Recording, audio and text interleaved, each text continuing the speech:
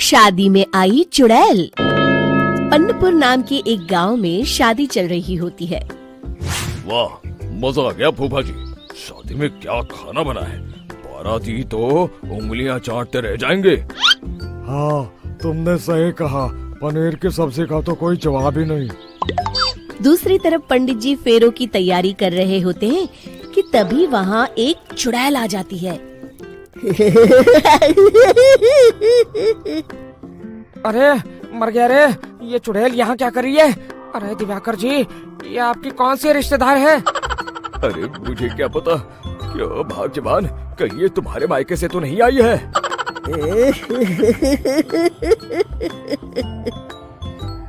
तुम लोगों की इस गांव में बारात लाने की हिम्मत कैसे हुई?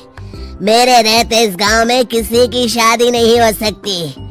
अब तुम लोग देखो मैं क्या करती हूँ।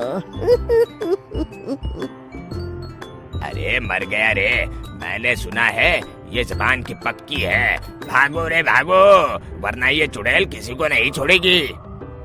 हाँ, तुम सही कहते हो मोहन भाई। यहाँ से भाग लेने में ही हम सबकी भलाई है। देखते ही देखते शादी के मंडप में भगदड़ मच जाती है और चुड़ैल सब कुछ उजाड़ कर रख देती है।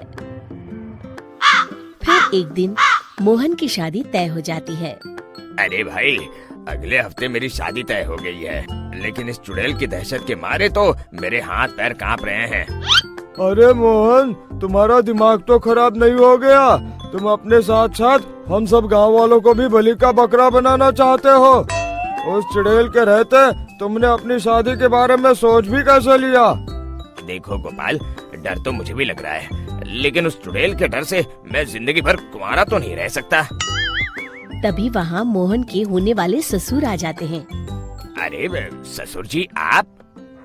देखो, अब तक मैं तुम्हारा ससुर बना नहीं हूँ और शायद बनूंगा भी नहीं। ये आप क्या कह रहे हैं? मैंने तो शादी का कोड भी सिलवा लिया है। मैं अपनी बेटी की शादी किसी अच्छे गांव में कराना चाहता हूँ। तुम्हारा गांव तो भूतिया गांव है। मैं तो क्या, अब तो कोई भी अपनी लड़की इस गांव वालों को नहीं देगा। इस तरह चुड़ैल के डर से उस गांव में किसी की भी शादी नहीं हो पाती।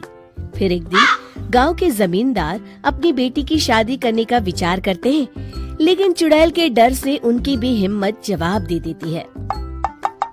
अगर मेरी बेटी की शादी तय समय से नहीं हुई तो मेरी नाक कट जाएगी। मुझे कुछ करना ही होगा। एक सलाहकार के कहने पर जमींदार काशी से एक बहुत ही नामी तांत्रिक को अपने घर बुलवाते हैं, जो भूत चुड़ैल को पकड़ने में माहिर माना जाता था।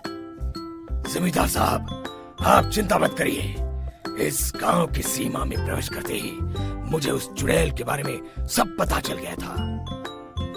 आप उसे जल्दी से जल्दी कैद कर लीजिए ताकि मैं अपनी बेटी की शादी कर सकूं। जब वो चुड़ैल एक इंसान थी, तब ठीक उसकी शादी करने वाले दिन ही उसकी और उसके होने वाले पति की एक दुर्घटना में मौत हो गई थी। उसका होने वाला पति आज भी भूत बनकर जंगल में भटकता है। इसलिए जब तक चुड़ैल की शादी नहीं हो जाएगी, वो किसी और की भी शादी नहीं होने देगी। ये आप क्या कह रहे हैं? अगर वो भूत भी हमारे गांव में आ गया तब हमारा क्या होगा? ये आदमी बीच में बहुत बोलता है, इसे बाहर निकालो।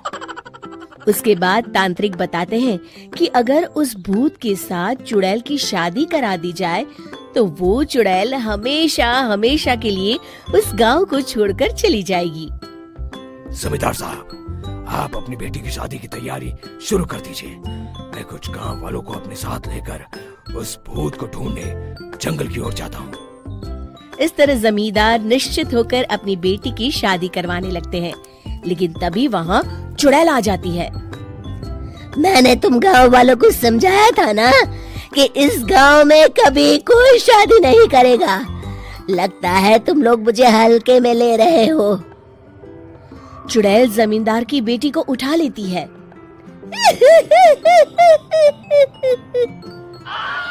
अब देखती हूँ बिना दुल्हन के तुम लोग शादी कैसे करोगे। मैं इसे अपने साथ ले जा रही हूँ।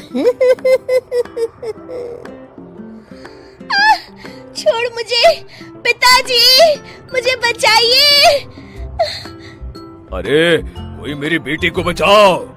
तभी तांत्रिक उस भूत को लेकर वहाँ पहुँचता है। अरे भाग्यवान, रुको, इन मासूमों को परेशान मत करो, मैं आ गया हूँ, अब तुम मेरे साथ चलो।